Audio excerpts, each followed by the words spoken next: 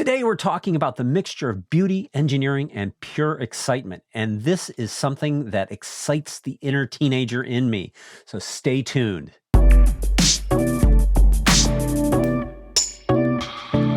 Today, we have with us Nitkita Bridan. In 2019, he and his brother Ilya formed Oilstainlabs to begin producing a one-of-a-kind supercar. The HF11 is a 650 horsepower, 2,000-pound vehicle that is the perfect mix of heritage, cutting-edge technology, precision engineering, and pure anarchy. And with an interchangeable internal combustion engine, or EV power plant, the HF11 is being honed to be the ultimate street-legal vehicle. Only 25 limited edition cars will be available worldwide, with 11 going to discriminating buyers as part of an exclusive Maniac package. So let's talk with Nikita about how they engineered all this excitement into this vehicle. Welcome, Nikita. Hi, it's a pleasure to be here, Chris. It's awesome to have you. This car is just, like my younger fantasy. Now I'm getting too old for, that much excitement. It might kill me, but it's super cool looking car. And like, as supercars are, they're extremely fast and performant, and I'm sure an absolute ton of fun to drive. But before we get there, could you kind of just talk through, I mean, you and your brother, you're twins. So like it's the Wonder Twin team, powerhouse here building cars. Could you talk a little bit about your and Ilya's journey and, like how you got here? It's a very unlikely story in a way. So yeah, originally born in what is now Ukraine. It was the USSR at the time, and then moved to Canada when I was 2. Very rural part of Canada. There was no car culture there, so not really sure how we got bit with this car bug. And then just wanted to be basically designers at the start, and then dropped out of high school at 14. Moved to Italy, the home of car design. Did a year and a half there, and then came to California when we were 16, 17, and have been here ever since. And then, as you alluded to, in 2019 started Oilstainlab to build the dream, I guess, which is our kind of our own vision of what supercars and enthusiast cars should be. Well, so listen to that, kids. If you want to be successful, drop out of school at 14. Yes. I have a son who just turned 15, so he's not allowed to watch this. Okay. Yes. But I mean, that's an incredible journey. I mean, going to Italy, where the seat of car design, that must have been an interesting journey. Yeah, I mean, it's, obviously at 14, you're still very much a sponge, right? So you're absorbing everything as much as you can, and just, the curiosity of it, but also to meet your legends, like Jaguar, or go to visit Pininfarina. It's major pinch me moments, and it left some deep-seated sort of inspiration, I think, and it's a big thing, kind of a big inspiration for what we do now, that old school Italian approach. That's where it's at for sure. So tell me, like, if you want a supercar, probably the best way to get one is not to build a company and make a supercar. There's probably like less expensive, less hard ways to do it. So like what inspired the craziness to, like go out and start this endeavor? Yeah, I mean, you're absolutely right. I mean, to buy a supercar or a hypercar these days, a few $1 million or whatever, to develop your own, an order of magnitude, add a few zeros, right? But, after sort of 10, 15 years in the industry, kind of learning about how these things are made, how they're, sort of produced, and how they're budgeted and developed and all that stuff, and seeing, I guess, a really strange moment in the automotive industry where, EV's been sort of making all this progress, and then it's just been curtailed the last sort of 2 years. Just seeing kind of, there's a better way, after 10, 15 years, there's a much better way. There's a much leaner way to do things. And so, and just the passion internally, and kind of the drive and the desire, I guess, and a bit of masochism to make this thing happen, right? So, and then of course with my twin brother, I've got probably the best enabler in the world, So when one of us thinks Best it's or a bad worst, right? idea, it leads to some interesting situations, right? When two people somehow stubbornly agree that it is a good idea. So yeah, it's a wild journey, but a very difficult one for sure. When we talked earlier, you had said that, you kind of saw the the passion leaking out of the industry. Yet, cars weren't as exciting, and we've gotten to, like we've developed a lot of great safety features and automation and very well designed and built cars, but there was like the essence of driving was kind of missing from that. We've all sort of been lied to a little bit, right? We've all been told these lies that, oh, it's because of safety or it's because of this that the cars aren't the same as they used to be. And that's just simply not true. The advances in engineering, material technology, we can make the cars way safer than we did back then. And they can be just as light and they can be just as much fun. But for some reason, I guess consumer clinics or asking the customer or a broad range of customers too many questions by the OEMs has just led us down this very detached sort of product, I guess, development path. And I think it's up to the small guys and the startups and the independents to really sort of carry that torch. It's up to the small automotive manufacturers, right, that sell 25 cars to carry on that sort of passion and the enthusiasts. And is it retro or is it nostalgic? Maybe, but also it's honest to what the cars are, right? They're made for drivers. So that's never really changed, and it shouldn't change because humans haven't changed. You're not going to get a third row into the HF11 anytime soon. We're dreaming of building an HF11 SUV at some point, a 3-row minivan. Why not? That would be insane. So I mean, you mentioned like it's up to sort of these small manufacturers to sort of carry that vision and that passion for driving through. I mean, can you speak to the benefits of kind of bespoke manufacturing in that regard? And I think one of the things that's changed, manufacturing has changed a lot too. The ability to produce smaller quantities of really very custom things, kind of exists now where, wasn't as easy back in the day. So it seems like the ability to do that and to really, get all the things you want out of what you're building is really never been more readily available than now, right? Yeah, exactly. And that's such a multifaceted question. I'm sure we're going to get sidetracked here massively, but you're absolutely right. With the advances in software technology, even a lot of the AI tools that are being developed, you can certainly leverage that into the manufacturing process, the design and engineering process. And it's never been easier to sort of get to let's call it a professional level, right? Or a competitive level.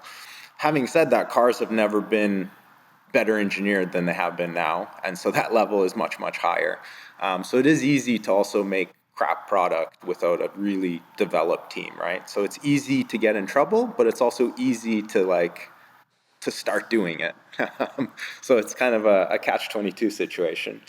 But certainly the advantage of the small manufacturers is, and I think a lot of people don't necessarily think about this, when you're a big OEM, you need to sign your contracts for technology, batteries, et cetera, 7 years ahead of time, right? So if you're going to use a specific battery chemistry, those contracts need to be in place 7 years before and then 7 years into the future as that product line launches and gets developed. And so you're talking about, 15-year timelines. As a boutique manufacturer, you're only building 25 cars. You can be so nimble and so quick. And you can imagine what happens with software and batteries and EV technology in 7 years. Yeah, Let it's alone moving 15, way too right? fast for that schedule. Exactly. So if you've seen a cell phone from 15 years ago, go compare that, right? And so that's where basically the boutique manufacturers have such a huge advantage, and they can be the early adopters and really drive the technology forward. And it sounds like you might be, by a racetrack right now. This is the drag strip of Long Beach, where I'm located, or Signal Hill. So yes, you might hear a burnout, you might hear a takeover, an intersection takeover. So yeah. So tell us about this amazing vehicle, the HF11.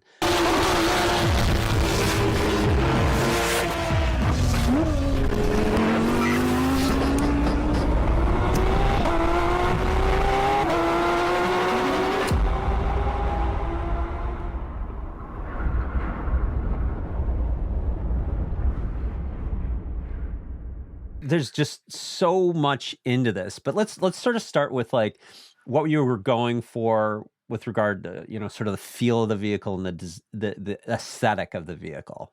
We're a bit of a car historian group here. We love old race cars, and we really strongly believe kind of late 60s, early 70s, up to about 72 was kind of the glory days of automobile design, manufacturing, racing, everything. It was when racing was, properly dangerous. It was fun. It was unregulated. It was, the wild, wild west. And to us, that's obviously we're too young to have lived it, but we can romanticize it, right? And that's what we Right. do. So it very much drives sort of our vision for what we want this car to be and what we want our brand to stand and be all about. So we kind of, mimic those things, but obviously with modern safety and everything.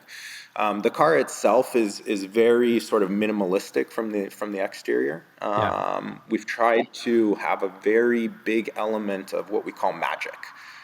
So there's that famous Darren C. Clark quote where any technology sufficiently advanced is indistinguishable from magic, right? Right. So You're building I magic. probably butchered it. But yeah, we want people to look at it and be like, there's no way this works. There's no way they've been able to put all these features and things in there. And, we just want it to be this sort of obelisk. And so that drove our design and drove sort of the engineering vision for it as well. And it's a very, 1960s. It's a simpler time. It was more optimistic. It was less aggressive. And so, that's kind of what we try and strive for in the vision design for the car. When I look at the car, it definitely has a lot of that sort of Italian design sensibility to it, it seems, but it's also got kind of that American flair, almost like, like the GT400 kind of, vibe to it, that just, it's a little speed racer, a little bit, a little bit Ferrari, Lamborghini kind of things going on. What were your inspirations on that? It's funny you say that because when people ask us, we're kind of like, we're Italian coach building because that's where we went to school originally. And then we came to California and finished our studies. And it's a very much a Hollywood storytelling place to be, right? I mean, Yeah. it's the pinnacle in the world. And so those are our two inspirations. And so originally in 2019, when we crafted our first prototype, we very much approached the design process as if we were writing a movie. And it was a revisionist history of the 60s, as if our car had existed.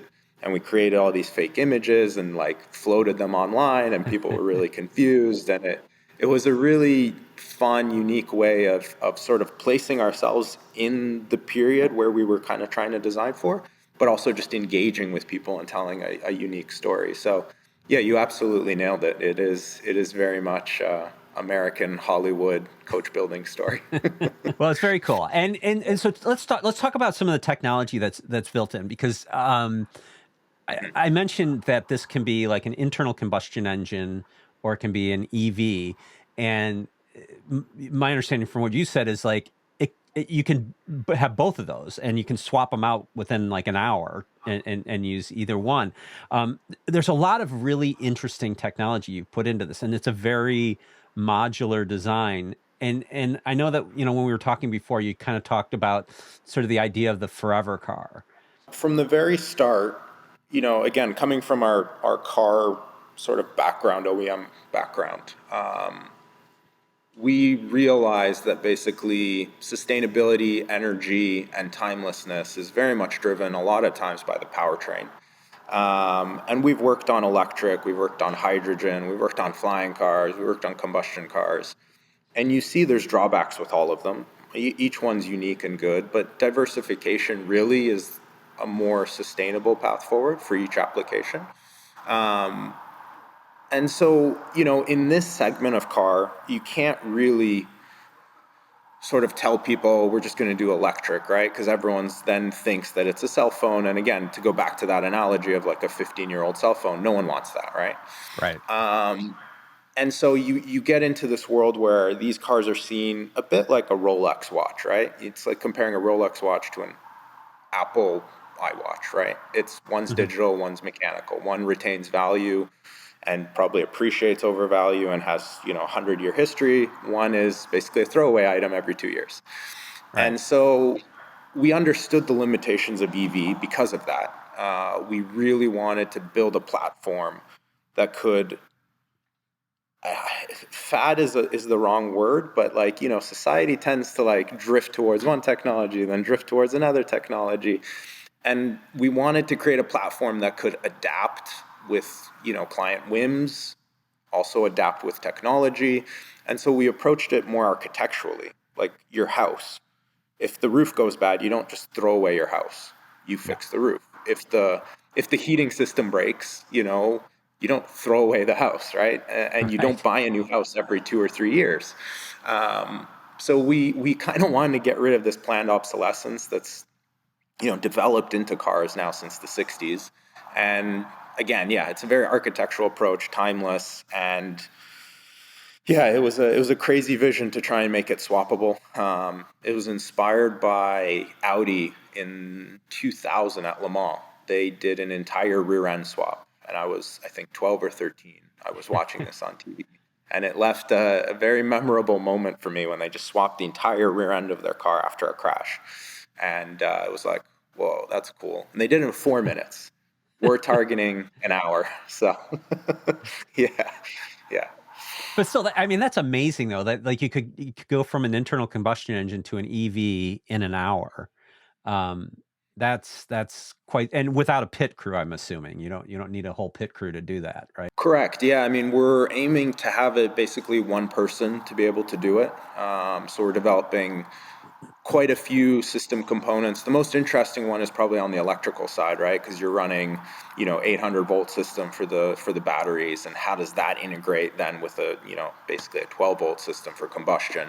So there's some really cool stuff. There's some solid state fuse boxes and really interesting developments that have been coming on board, where the technology finally allows for this to happen. And the biggest thing is the EV tech is light enough now to where it's lighter than combustion or on par. And so now it actually makes sense. You're not just dumping a brick of batteries back there and destroying the character of the car. It's actually very comparable. So that's another big facilitator. Like what parts are modular? How in this, because obviously the first round of cars are going to be a fairly substantial investment, way more than I'm going to be able to afford. I mean, I'll get the Hot Wheel version or something someday, but I mean, what parts are what are the sort of discrete components that are kind of interchangeable? So, I mean, at the very heart of it is basically a carbon fiber tub. That's proprietary to us, and it's been designed to be as flexible in terms of accommodating, different powertrains, different options, etc. So that was a really big development cost for us, but it was super key to set the entire thing, right? And then off this carbon fiber monocoque chassis, sort of let's call it the passenger safety cell, you've got a front and rear subframe. So on both the EV and the gas, we share a front subframe. The cooling requirements are pretty similar between the two powertrains, so you don't really need to, change anything in terms of the radiators or the brakes or the suspension on the front. At the rear, that's where it gets a little bit different between the two powertrains, mostly due to packaging of sort of the batteries. Obviously, you want as low as possible. On the combustion, we're able to tilt the engine, I think 7 or 8 degrees, which gives us a little bit better aero underneath. So there's a few differences in the underbody. But the suspension, the arms, the brakes, that's all basically interchangeable. So it all comes off as one big module from kind of the rear firewall, kind of the back of the monocoque. And then that's where the swap happens. You're basically building a really high performance vehicle that's street legal.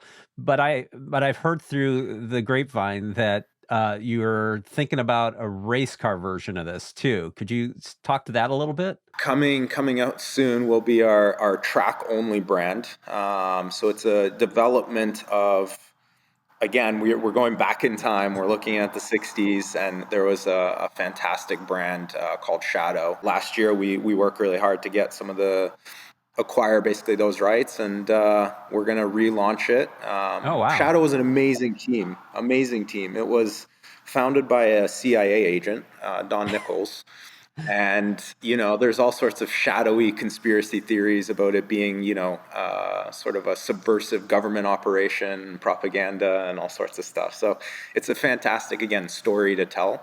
It's a very cool brand. And it will form the basis of effectively, just a track-only variants. So those will come out after we finish the HF11. And those will be even more extreme and just pure 1970s Can-Am mania. Yeah, it'll be fun. I gotta imagine. I gotta imagine. So, obviously, this is not, like a everyday driver kind of car that we're talking about here. You're obviously developing a lot of really interesting technology that I would assume, you're going to leverage some of the innovations that you make in other markets potentially, or other, vehicles.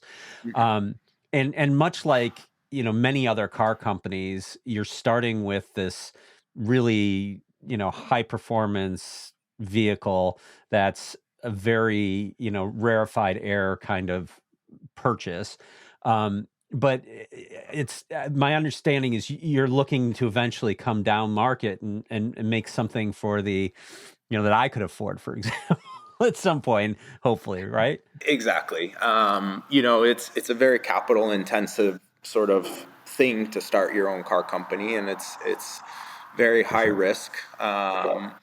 And because of that, oftentimes a brand will start with like a halo product, put themselves on the market, establish a reputation, and then it's an interesting choice. A lot of companies will not go down market because as you go down market, your margins obviously shrink, the risk goes up, and it's a scale issue, right? You need to go to scale. Right. We don't necessarily believe in that. We genuinely, when we built this company, it was for the enthusiasts, for people like everyday people, obviously who love sports cars and spend money on sports cars, but not necessarily to the same degree as like, multi-million dollar cars, which, I grew up relatively poor. So it's not something I ever dreamed about. Right. And I think there's something just so endearing about a car that you can kind of just go have fun with, and it's not so precious that you're worried about every scratch or putting a mile on it. So we really, really, really want to make a car that's much more affordable, that captures the same sort of ethos and vision, but at a much easier price to swallow. Yeah, I mean, I have one internal combustion car, which is a Subaru, because I live in Chicago, and there's absolutely hmm nothing better in the snow than a Subaru. I mean, they're hmm ridiculous. And then the other one is a Volkswagen ID4, which is an EV, which has a lot of that, like I got it an SUV, for the family, and I thought, well, I hmm have a son who's going to be learning to drive in these cars, so I gotta have like a lot of safety features and things like that.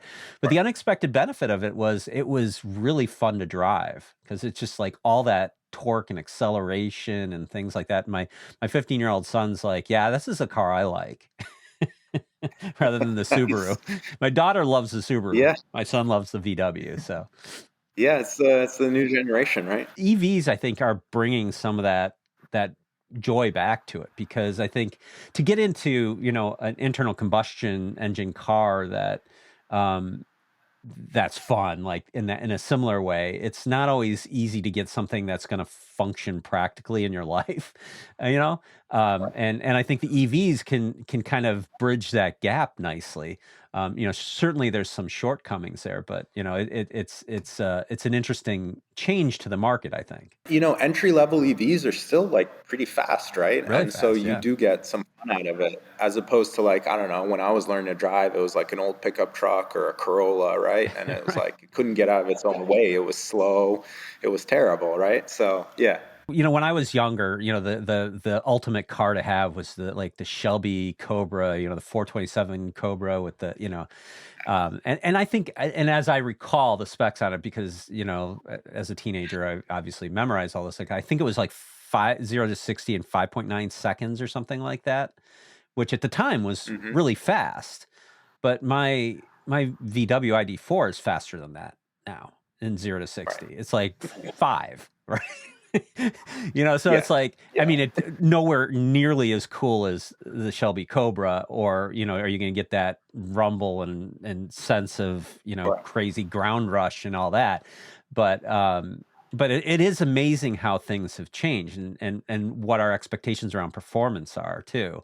And the cool thing is now you have both. Yeah, exactly. And it's the purists will equate electric cars with a microwave and combustion with a barbecue, right? And it's like that's not really fair, Yeah. but I understand it. Yeah, it's funny how people approach it. Yeah, we love both. Yeah, and the one thing I do miss is like I had an old Toyota when I was younger that like it had the stick, and that R22 engine that was just never ending. You didn't need to do any repair, maintenance, or anything of it, and it just ran forever, which is certainly the way I treated it, and drove it at top speed anywhere I went.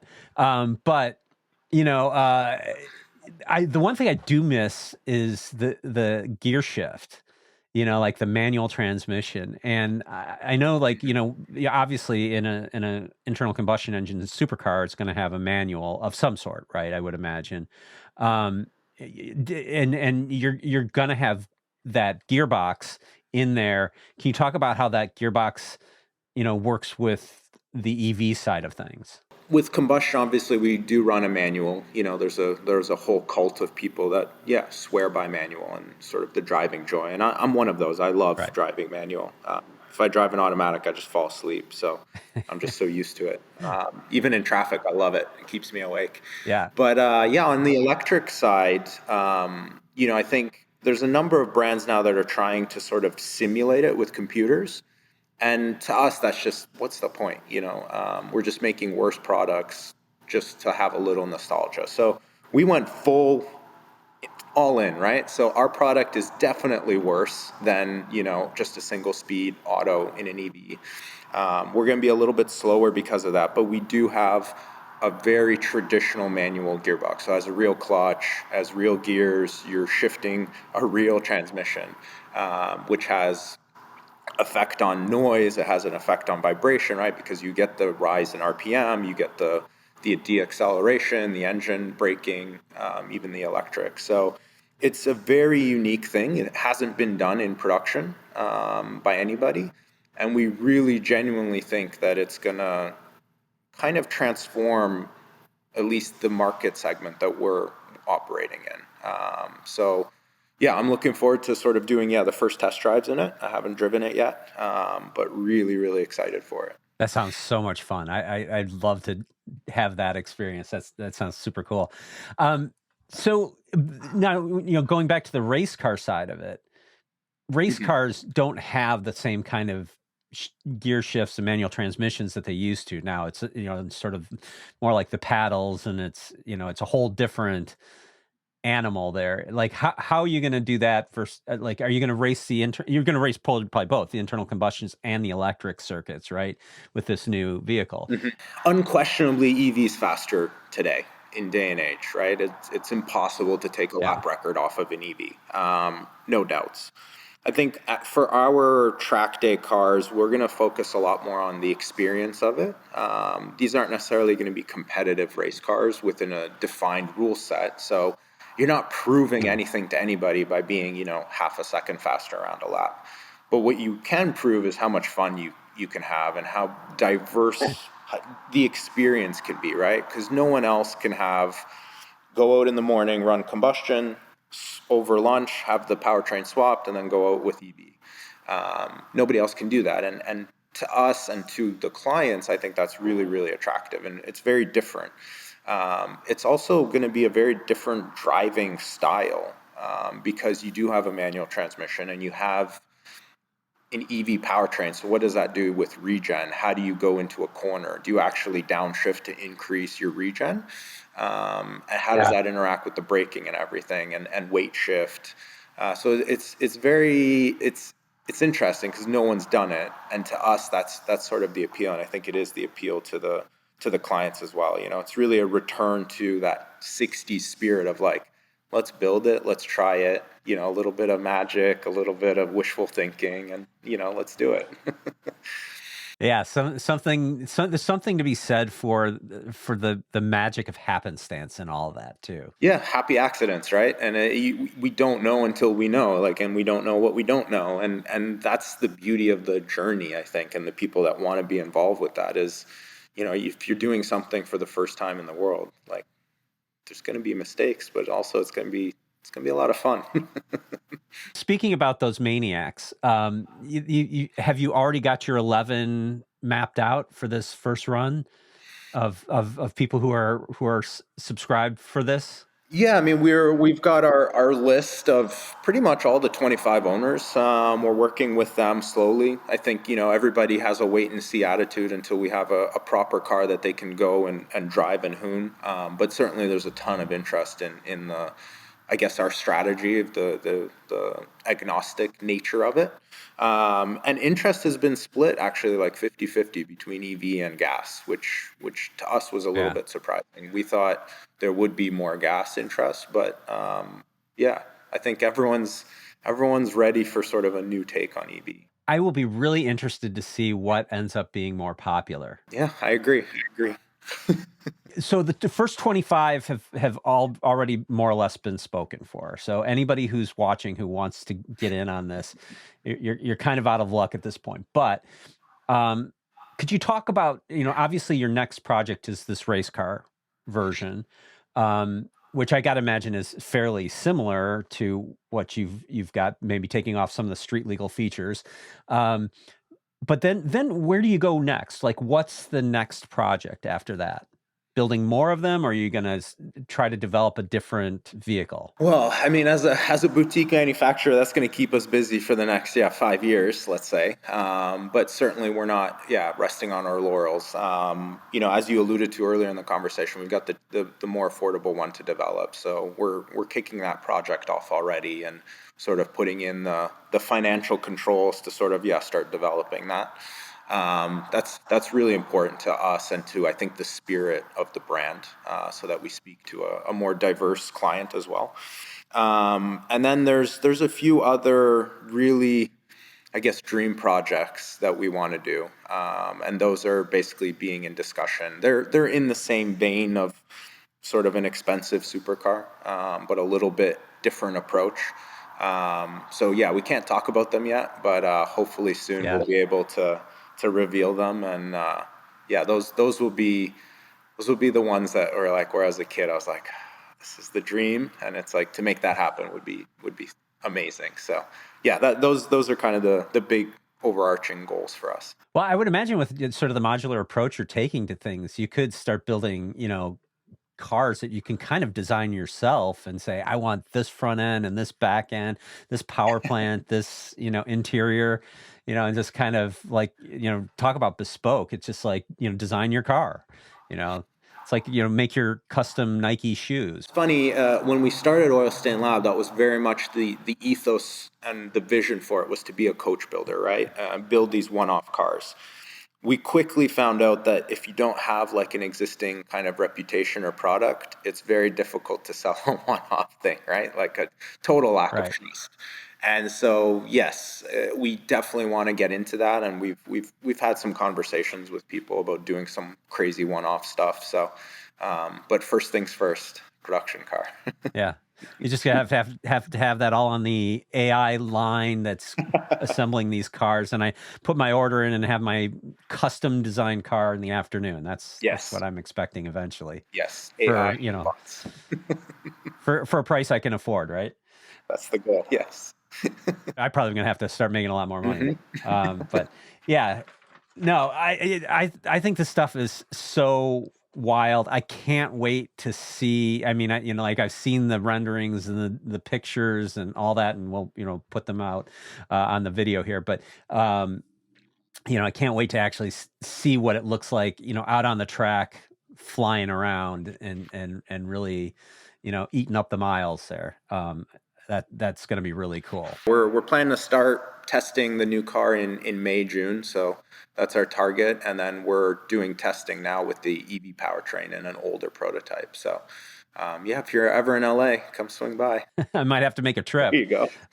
Yeah. Well, so I think what you're doing is super cool. I love the technologies that you're kind of developing and implementing, and your sort of vision for the future. I think it sounds super cool.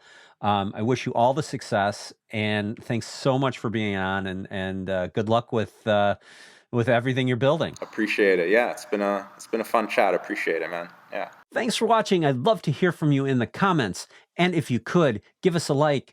Think about subscribing, share this with a friend, and I will see you in the next one.